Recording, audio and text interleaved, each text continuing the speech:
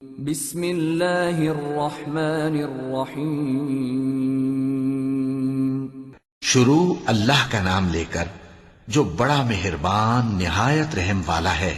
سب تعریف اللہ ہی کو ہے جس نے اپنے محبوب بندے محمد صلی اللہ علیہ وآلہ وسلم پر یہ کتاب نازل کی اور اس میں کسی طرح کی کجی اور پیچیدگی نہ رکھی بلکہ سیدھی اور سلیس اتاری تاکہ لوگوں کو عذاب سخت سے جو اس کی طرف سے آنے والا ہے ڈرائے اور مومنوں کو جو نیک عمل کرتے ہیں خوشخبری سنائے کہ ان کے لیے ان کے کاموں کا نیک بدلہ یعنی بہشت ہے جس میں وہ ہمیشہ رہیں گے، اور ان لوگوں کو بھی ڈرائے جو کہتے ہیں کہ اللہ نے کسی کو بیٹا بنا لیا ہے۔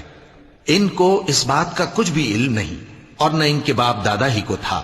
یہ بڑی سخت بات ہے جو ان کے منہ سے نکلتی ہے، اور کچھ شک نہیں کہ یہ جو کچھ کہتے ہیں محض جھوٹ ہے۔ اے پیغمبر، اگر یہ اس کلام پر ایمان نہ لائیں تو شاید تم ان کے پیچھے رنج کر کر کے اپنے تئیں ہلاک کر دو گے۔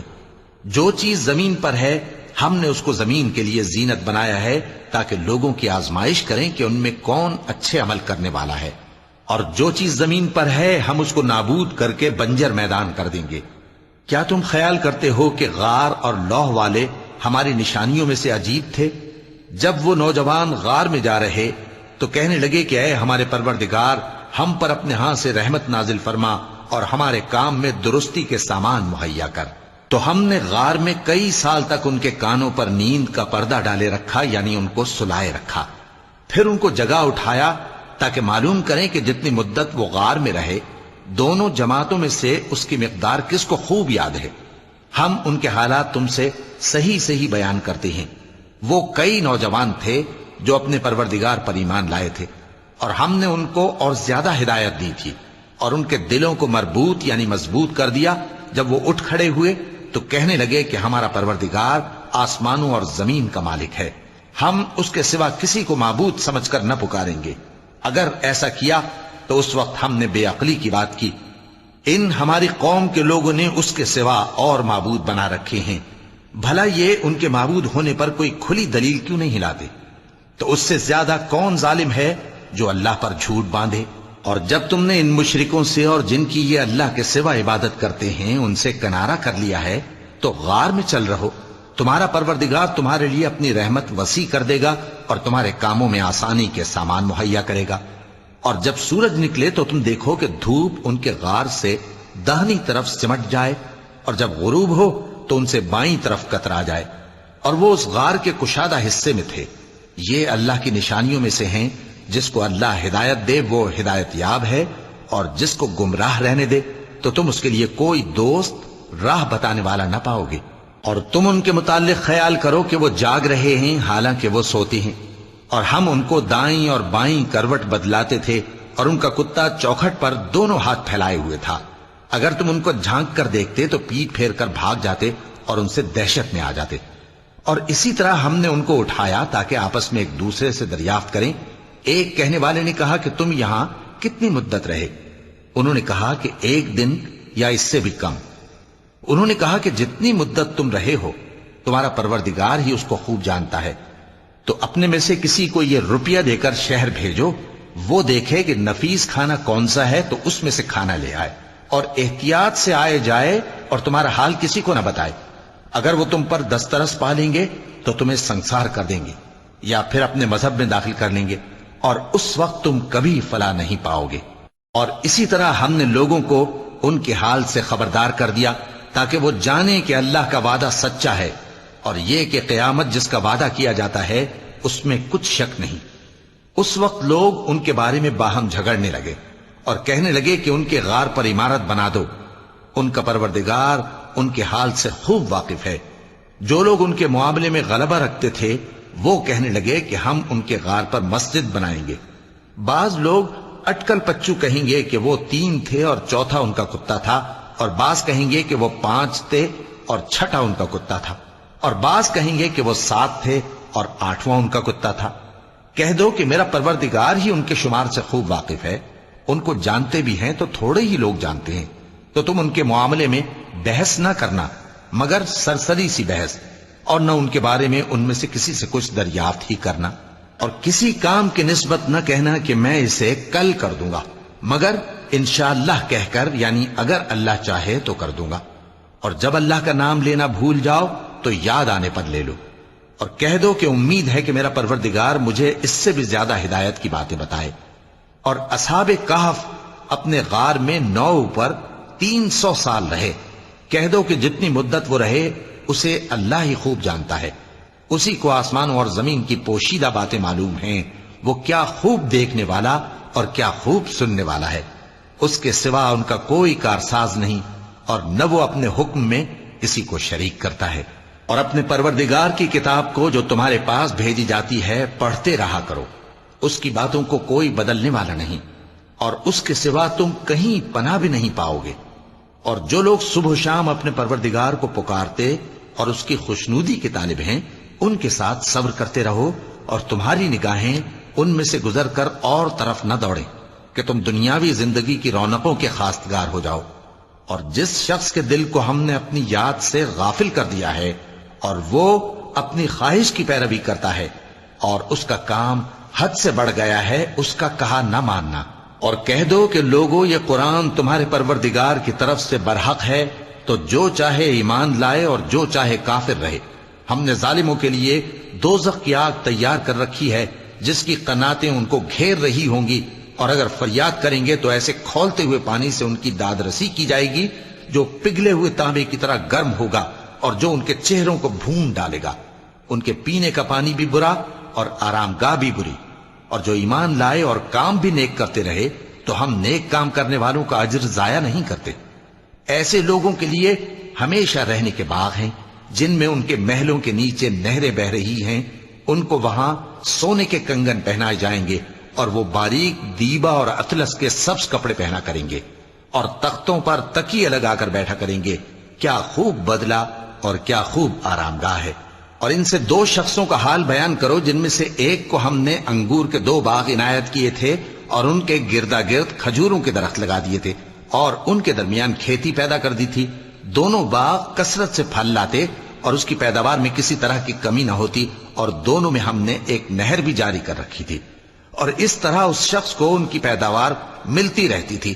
تو ایک دن جبکہ وہ اپنے دوست سے باتیں کر رہا تھا، کہنے لگا کہ میں تم سے مال و دولت میں بھی زیادہ ہوں اور جتھے اور جماعت کے لحاظ سے بھی زیادہ عزت والا ہوں، اور ایسی شیخیوں سے اپنے حق میں ظلم کرتا ہوا اپنے باغ میں داخل ہوا۔ کہنے لگا کہ میں نہیں خیال کرتا کہ یہ باغ کبھی تباہ ہو، اور نہ خیال کرتا ہوں کہ قیامت برپا ہو، اور اگر میں اپنے پروردگار کی طرف لوٹایا بھی جاؤں تو وہاں ضرور اس سے اچھی جگہ پاؤں گا۔ تو اس کا دوست جو اس سے گفتگو کر رہا تھا کہنے لگا کہ کیا تم اس ذات سے کفر کرتے ہو جس نے تم کو مٹی سے پیدا کیا، پھر نطفے سے، پھر تمہیں پورا آدمی بنایا؟ مگر میں تو یہ کہتا ہوں کہ اللہ ہی میرا پروردگار ہے، اور میں اپنے پروردگار کے ساتھ کسی کو شریک نہیں کرتا۔ اور جب تم اپنے باغ میں داخل ہوئے تو تم نے ماشاء اللہ لا قوت الا باللہ کیوں نہ کہا؟ اگر تم مجھے مال و اولاد میں اپنے سے کمتر دیکھتے ہو تو عجب نہیں کہ میرا پروردگار مجھے تمہارے باغ سے بہتر عطا فرمائے، اور تمہارے اس باغ پر آسمان سے آفت بھیج دے تو وہ صاف میدان ہو جائے، یا اس باغ کی نہر کا پانی گہرائی میں اتر جائے تو پھر تم اسے تلاش نہ کر سکو، اور اس کے میووں کو عذاب نے آ گھیرا اور وہ اپنی چھتریوں پر گر کر رہ گیا، تو جو مال اس نے اس پر خرچ کیا تھا اس پر حسرت سے ہاتھ ملنے لگا اور کہنے لگا کہ کاش میں اپنے پروردگار کے ساتھ کسی کو شریک نہ بناتا۔ اس وقت اللہ کے سوا کوئی جماعت اس کی مددگار نہ ہوئی اور نہ وہ بدلہ لے سکا۔ یہاں سے ثابت ہوا کہ حکومت سب اللہ کی ہے، جو معبود برحق ہے وہی بہترین ثواب عطا کرنے والا اور بہترین انجام لانے والا ہے۔ اور ان سے دنیا کی زندگی کی مثال بھی بیان کر دو کہ وہ ایسی ہے جیسے پانی جسے ہم نے آسمان سے برسایا تو اس کے ساتھ زمین کی پیداوار مل کر نکلی، پھر وہ چورا چورا ہو گئی کہ ہوائیں اسے اڑاتی پھرتی ہیں، اور اللہ تو ہر چیز پر قدرت رکھتا ہے۔ مال اور بیٹے تو دنیا کی زندگی کی رونق و زینت ہیں، اور نیکیاں جو باقی رہنے والی ہیں وہ ثواب کے لحاظ سے تمہارے پروردگار کے ہاں بہت اچھی اور امید کے لحاظ سے بہت بہتر ہیں۔ اور جس دن ہم پہاڑوں کو چلائیں گے اور تم زمین کو صاف میدان دیکھو گے اور ان لوگوں کو ہم جمع کر لیں گے تو ان میں سے کسی کو بھی نہیں چھوڑیں گے، اور سب تمہارے پروردگار کے سامنے صف باندھ کر لائے جائیں گے، تو ہم ان سے کہیں گے کہ جس طرح ہم نے تم کو پہلی بار پیدا کیا تھا اسی طرح آج تم ہمارے سامنے آئے، لیکن تم نے تو یہ خیال کر رکھا تھا کہ ہم نے تمہارے لیے قیامت کا کوئی وقت مقرر ہی نہیں کیا، اور اعمال کی کتاب کھول کر رکھی جائے گی تو تم گناہگاروں کو دیکھو گے کہ جو کچھ اس میں لکھا ہوگا اس سے ڈر رہے ہوں گے، اور کہیں گے ہائے شامت، یہ کیسی کتاب ہے کہ نہ چھوٹی بات کو چھوڑتی ہے نہ بڑی کو، کوئی بات بھی نہیں مگر اسے لکھ رکھا ہے، اور جو جو عمل کیے ہوں گے سب کو حاضر پائیں گے، اور تمہارا پروردگار کسی پر ظلم نہیں کرے گا۔ اور جب ہم نے فرشتوں کو حکم دیا کہ آدم کو سجدہ کرو تو سب نے سجدہ کیا مگر ابلیس نے نہ کیا، وہ جنات میں سے تھا تو اپنے پروردگار کے حکم سے باہر ہو گیا۔ کیا تم اس کو اور اس کی اولاد کو میرے سوا دوست بناتے ہو، حالانکہ وہ تمہارے دشمن ہیں، اور شیطان کی دوستی ظالموں کے لیے اللہ کی دوستی کا برا بدل ہے۔ میں نے ان کو نہ تو آسمانوں اور زمین کے پیدا کرنے کے وقت بلایا تھا اور نہ خود ان کے پیدا کرنے کے وقت، اور میں ایسا نہ تھا کہ گمراہ کرنے والوں کو مددگار بناتا۔ اور جس دن اللہ فرمائے گا کہ اب میرے شریکوں کو جن کی نسبت تم معبود ہونے کا گمان رکھتے تھے بلاؤ، تو وہ ان کو بلائیں گے مگر وہ ان کو کچھ جواب نہ دیں گے، اور ہم ان کے درمیان ہلاکت کی ایک جگہ بنا دیں گے، اور گناہگار لوگ دوزخ کو دیکھیں گے تو یقین کر لیں گے کہ وہ اس میں پڑنے والے ہیں، اور اس سے بچنے کا کوئی راستہ نہ پائیں گے۔ اور ہم نے اس قرآن میں لوگوں کے سمجھانے کے لیے طرح طرح کی مثالیں بیان فرمائی ہیں، لیکن انسان سب چیزوں سے بڑھ کر جھگڑالو ہے، اور لوگوں کے پاس جب ہدایت آ گئی تو ان کو کس چیز نے منع کیا کہ ایمان لائیں اور اپنے پروردگار سے بخشش مانگیں، بجز اس کے کہ اس بات کے منتظر ہوں کہ انہیں بھی پہلوں کا سا معاملہ پیش آئے یا ان پر عذاب سامنے سے آ جائے۔ اور ہم جو پیغمبروں کو بھیجا کرتے ہیں تو صرف اس لیے کہ لوگوں کو اللہ کی نعمتوں کی خوشخبریاں سنائیں اور عذاب سے ڈرائیں، اور جو کافر ہیں وہ باطل کی مدد سے جھگڑا کرتے ہیں تاکہ اس سے حق کو پھسلا دیں، اور انہوں نے ہماری آیتوں کو اور جس چیز سے ان کو ڈرایا جاتا ہے اسے ہنسی بنا لیا ہے۔ اور اس سے بڑھ کر ظالم کون، جس کو اس کے پروردگار کی آیات کے ذریعے سمجھایا گیا تو اس نے ان سے منہ پھیر لیا، اور جو اعمال وہ آگے کر چکا اس کو بھول گیا۔ ہم نے ان کے دلوں پر پردے ڈال دیے کہ اسے سمجھ نہ سکیں، اور کانوں میں ثقل پیدا کر دیا ہے کہ سن نہ سکیں، اور اگر تم ان کو رستے کی طرف بلاؤ تو کبھی رستے پر نہ آئیں گے، اور تمہارا پروردگار بخشنے والا صاحب رحمت ہے۔ اگر وہ ان کے کرتوتوں پر ان کو پکڑنے لگے تو ان پر جھٹ عذاب بھیج دے، مگر ان کے لیے ایک وقت مقرر کر رکھا ہے کہ اس کے عذاب سے کوئی پناہ کی جگہ نہ پائیں گے۔ اور یہ بستیاں جو ویران پڑی ہیں، جب انہوں نے کفر کر کے ظلم کیا تو ہم نے ان کو تباہ کر دیا، اور ان کی تباہی کے لیے ایک وقت مقرر کر دیا تھا۔ اور جب موسیٰ نے اپنے شاگرد سے کہا کہ جب تک میں دو دریاؤں کے ملنے کی جگہ نہ پہنچ جاؤں ٹلنے کا نہیں، خاص صدیوں چلتا رہوں، پھر جب وہ دونوں ان دریاؤں کے سنگم پر پہنچے تو اپنی مچھلی بھول گئے، پھر اس مچھلی نے دریا میں سرنگ کی طرح اپنا رستہ بنا لیا۔ جب آگے چلے تو موسیٰ نے اپنے شاگرد سے کہا کہ ہمارا کھانا لاؤ، اس سفر سے ہم کو بہت تکان ہو گئی ہے۔ اس نے کہا کہ بھلا آپ نے دیکھا کہ جب ہم نے اس چٹان کے پاس آرام کیا تھا تو میں مچھلی وہیں بھول گیا، اور مجھے آپ سے اس کا ذکر کرنا شیطان نے بھلا دیا، اور اس مچھلی نے عجیب طرح سے دریا میں اپنا رستہ بنایا۔ موسیٰ نے کہا یہی تو وہ مقام ہے جسے ہم تلاش کرتے تھے، تو وہ اپنے پاؤں کے نشان دیکھتے دیکھتے لوٹ گئے۔ وہاں انہوں نے ہمارے بندوں میں سے ایک بندہ دیکھا جس کو ہم نے اپنے ہاں سے رحمت خاص سے نوازا تھا اور اپنے پاس سے ایک خاص علم بخشا تھا۔ موسیٰ نے ان سے جن کا نام خضر تھا کہا کہ جو علم اللہ کی طرف سے آپ کو سکھایا گیا ہے، اگر آپ اس میں سے مجھے کچھ بھلائی کی باتیں سکھائیں تو میں آپ کے ساتھ رہوں۔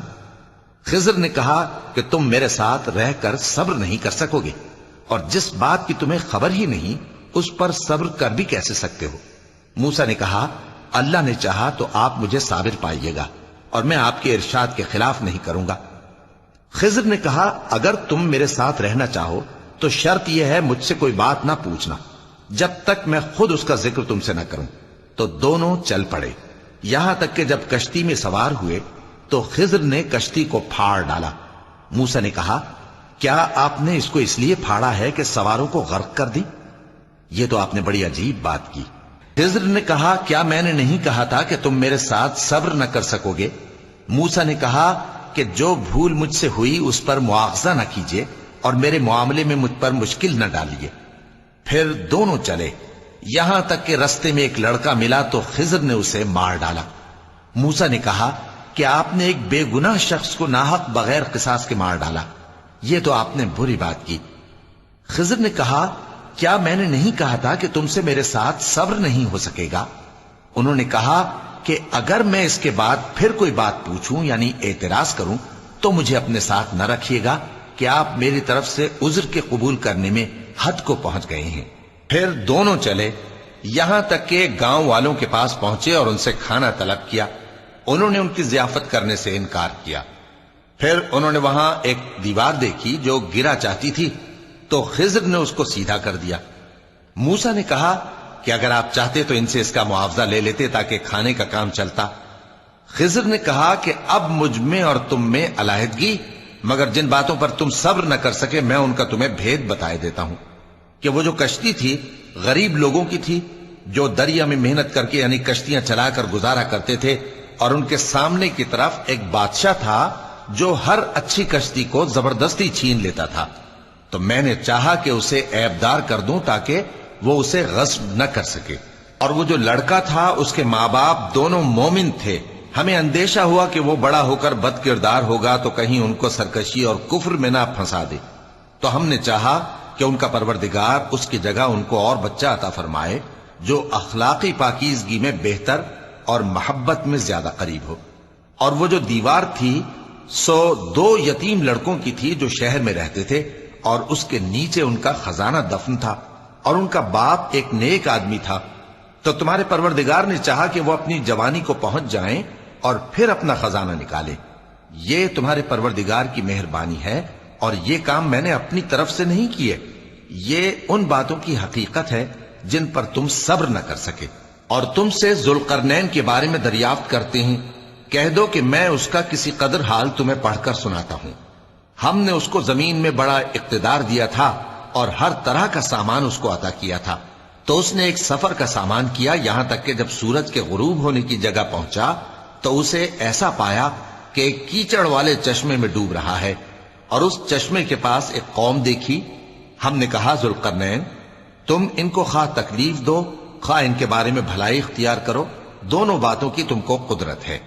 ذوالقرنین نے کہا کہ جو کفر و بد کرداری سے ظلم کرے گا اسے ہم سزا دیں گے، پھر وہ اپنے پروردگار کی طرف لوٹایا جائے گا تو وہ بھی اسے بڑا عذاب دے گا، اور جو ایمان لائے گا اور عمل نیک کرے گا اس کے لیے بہت اچھا بدلہ ہے، اور ہم اپنے معاملے میں اس سے نرم بات کہیں گے۔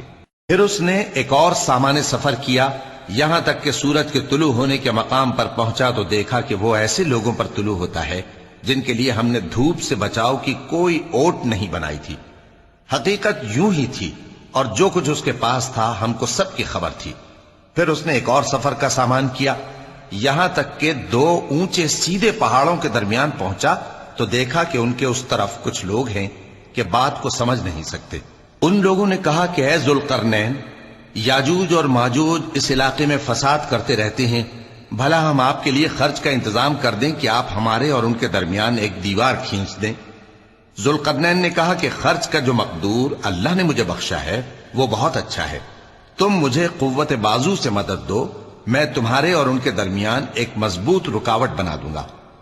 تم لوہے کے بڑے بڑے تختے میرے پاس لاؤ۔ چنانچہ کام جاری کر دیا گیا، یہاں تک کہ جب اس نے دونوں پہاڑوں کے درمیان کا حصہ برابر کر دیا اور کہا کہ اب اسے دھوکو، یہاں تک کہ جب اس کو دھونک دھونک کر آگ کر دیا تو کہا کہ اب میرے پاس تانبا لاؤ کہ اس پر پگھلا کر ڈال دوں۔ پھر ان میں یہ قدرت نہ رہی کہ اس پر چڑھ سکیں، اور نہ یہ طاقت رہی کہ اس میں نقب لگا سکیں۔ بولا کہ یہ میرے پروردگار کی مہربانی ہے، پھر جب میرے پروردگار کا وعدہ آ پہنچے گا تو اس کو ڈھا کر ہموار کر دے گا، اور میرے پروردگار کا وعدہ سچا ہے۔ اس روز ہم ان کو چھوڑ دیں گے کہ روئے زمین پر پھیل کر ایک دوسرے میں گھس جائیں گے، اور سور پھونکا جائے گا تو ہم سب کو جمع کر لیں گے، اور اس روز ہم جہنم کو کافروں کے سامنے لائیں گے، جن کی آنکھیں میری یاد سے پردے میں تھیں اور وہ سننے کی طاقت نہیں رکھتے تھے۔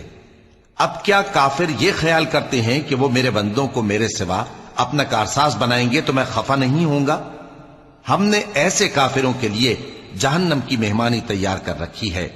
کہہ دو کہ ہم تمہیں ایسے لوگ بتائیں جو اعمال کے لحاظ سے بڑے نقصان میں ہیں۔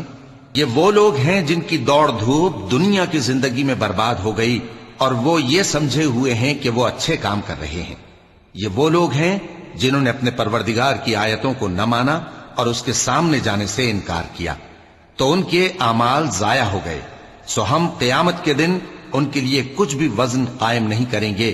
یہ ان کی سزا ہے، یعنی جہنم، اس لیے کہ انہوں نے کفر کیا اور ہماری آیتوں اور ہمارے پیغمبروں کی ہنسی اڑائی۔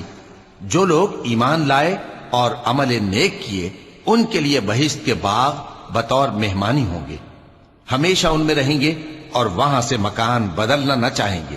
کہہ دو کہ اگر سمندر میرے پروردگار کی باتوں کے لکھنے کے لیے روشنائی ہو تو قبل اس کے کہ میرے پروردگار کی باتیں تمام ہوں سمندر ختم ہو جائے، اگرچہ ہم ویسا ہی اور اس کی مدد کو لائیں۔ کہہ دو کہ میں تمہاری طرح کا ایک بشر ہوں، البتہ میری طرف وہی آتی ہے کہ تمہارا معبود وہی ایک معبود ہے، تو جو شخص اپنے پروردگار سے ملنے کی امید رکھے چاہیے کہ عمل نیک کرے اور اپنے پروردگار کی عبادت میں کسی کو شریک نہ بنائے۔ صدق اللہ العظیم۔